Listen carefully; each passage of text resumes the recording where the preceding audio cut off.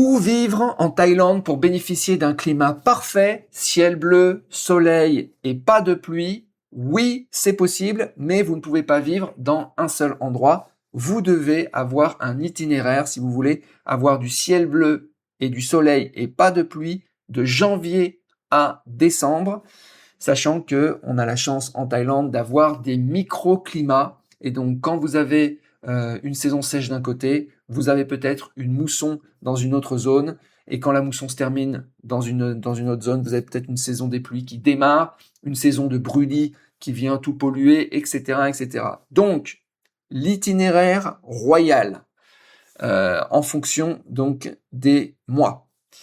Alors, on va déjà distinguer différentes zones. J'ai distingué 5 zones en Thaïlande avec 5 climats différents. La zone de Pattaya et donc la région autour de Pattaya, la côte est du golfe de Thaïlande. Donc ça, c'est première zone. Deuxième zone, c'est le golfe de Thaïlande avec Koh Samui, Koh Phangan, Koh Tao. Troisième zone, la côte ouest, donc mer d'Andaman avec Phuket, Krabi, Khao Lak. Quatrième zone, la zone du nord des montagnes, Chiang Mai, Chiang Rai.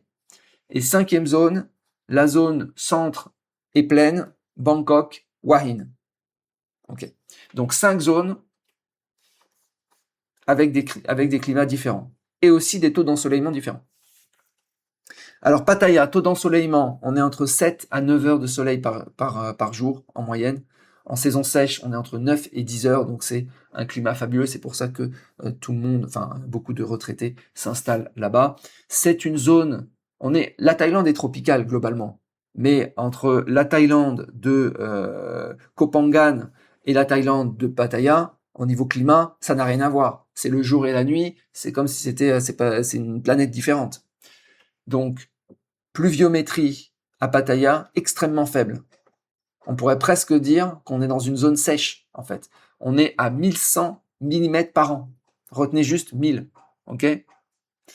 Alors, la saison des pluies, c'est de mai à fin octobre, d'accord? C'est aussi ce qu'on appelle la basse saison. C'est-à-dire, durant la basse saison, il y a beaucoup moins de monde, beaucoup moins de touristes, en fait, à Pattaya. Donc, de mai à octobre. Mais ces pluies, c'est pas des pluies où il pleut pendant 3 jours. C'est voilà, c'est des petites pluies qui s'arrêtent, ça pleuviote quoi. Hein. Donc microclimat à Pattaya, on est bon. Deuxième, le golfe de Thaïlande avec Koh Samui, Koh Phangan, Koh Tao. Taux d'ensoleillement, donc c'est à peu près pareil, 6 à 8 heures, un peu moins. Pluviométrie, là on est à 1800, donc presque le double en fait de Pattaya. Donc il pleut énormément. Mais c'est concentré sur une période très spécifique. Donc on a la saison des pluies qui est d'octobre à décembre, avec un pic massif des pluies continues en novembre. Koh Phangan, moi j'avais été, il a plu pendant 3-4 jours. Les gens quittaient l'île. Il y avait de l'eau dans les rues jusqu'aux hanches. Il y avait 1 mètre d'eau. Invivable. Donc vous allez avoir ça chaque année. Donc c'est pour ça qu'en Thaïlande, hormis certains endroits où vous avez des petites saisons de pluie où il pleuviote, un peu comme Pattaya, mais sinon, en fait, si vous voulez vraiment ciel bleu soleil, il va falloir bouger. Ok? Ensuite, la côte ouest, mer d'Andaman, donc Phuket, Krabi, Khao Lak, taux d'ensoleillement 8 à 9 heures. Ok? Mais ça s'effondre totalement durant la saison de la mousson. Donc là, tu n'as plus que 4 heures d'ensoleillement par jour, ce qui est extrêmement faible. Pluviométrie catastrophique, donc c'est la pire de toute la Thaïlande. On est à 3500 mm par an, donc on est à plus de 3 fois la pluie qu'on a à Pattaya. Et c'est même encore pire que Koh Phangan. Donc durée de la saison des pluies de mai à fin octobre, avec un pic en septembre. On continue avec la saison, avec le Chiang Mai, Chiang Rai, donc le nord, les montagnes. Donc là, taux d'ensoleillement est à 8 à 9 heures par jour, donc très ensoleillé. Pluviométrie, ça va, entre 1200 et 1400. On a la saison des pluies, c'est de mai à octobre, donc comme sur Pattaya. Attention, il fait très froid en hiver, ça peut descendre à 15 degrés durant la nuit en hiver. Okay. Et attention aussi, c'est invivable une partie de l'année, de février à avril, puisqu'il y a la saison des brûlis, où les taux de microparticules explosent et on ne peut pas respirer. Voilà. Donc là, pareil, on peut pas rester. Vous pouvez pas rester dans un seul endroit, c'est pas possible. Sauf éventuellement à Pattaya ou à Wahin. Il y en a d'ailleurs qui ils me disent, ah, Pattaya, il n'y a rien d'exceptionnel, Wahin, il n'y a rien. Ouais, mais en fait, t'as pas de mousson, t'as pas de brûlis. Donc déjà, t'as peu de pluie. Donc rien que ça, rien que sur le climat pour un mec qui veut pas bouger, bah, en réalité, c'est deux zones qui sont les meilleures, en fait. Là, il n'y a pas 36 zones, hein. Continue. 5e zone. Donc, le centre et la plaine. Bangkok et Wahin. Donc, bon, Bangkok, c'est quand même assez pollué, hein, c'est la capitale. Mais sinon, il n'y a pas... la pluie, c'est gentil, quoi. Il y a 1400. C'est plus que Pattaya, mais c'est pas énorme.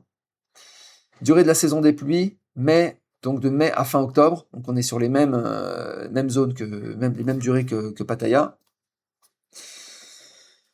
Voilà, donc là, on est bon. Alors maintenant, itinéraire. De décembre à mars. Où aller? Bangkok, Pattaya, Chiang Mai, Phuket ou Krabi. Donc c'est la saison la plus facile, en fait. D'accord? C'est la saison fraîche et sèche. Donc le temps est au beau fixe sur l'ensemble du pays. L'ensoleillement maximal, 8 à 9 heures par jour, l'humidité faible. Meilleur spot, Pattaya, Bangkok. On peut aussi profiter de Chiang Mai, mais attention, il y a la saison des brûlis qui arrive, où vous ne pourrez pas respirer. Et ça, c'est de février à avril. Mais l'hiver, en gros, gardez en tête, l'hiver, décembre à mars, c'est bien partout. Facile. C'est après que ça se corse. D'avril à mai. Donc, où aller? Pattaya, Wahin ou les îles du Golfe. Koh Samui, Koh Phangan, Koh Tao. C'est la période la plus chaude de l'année, donc avril.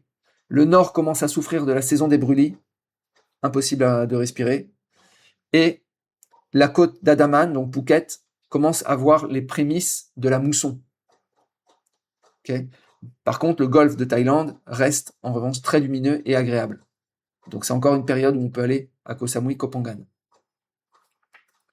Phase 3, de juin à août. Donc ça, c'est l'été européen. Où aller? Koh Samui, Koh Phangan, Koh Tao. Donc jouer le golfe de Thaïlande. Donc pendant que le reste de la Thaïlande, Phuket, Bangkok, Chiang Mai est sous la mousson avec des pluies fréquentes, l'archipel de Koh Samui bénéficie d'un microclimat très ensoleillé en plein été. Juillet-août profite d'un très bel ensoleillement. Donc gardez en tête les vacances européennes, direction Koh Samui, Koh Phangan, Koh Tao.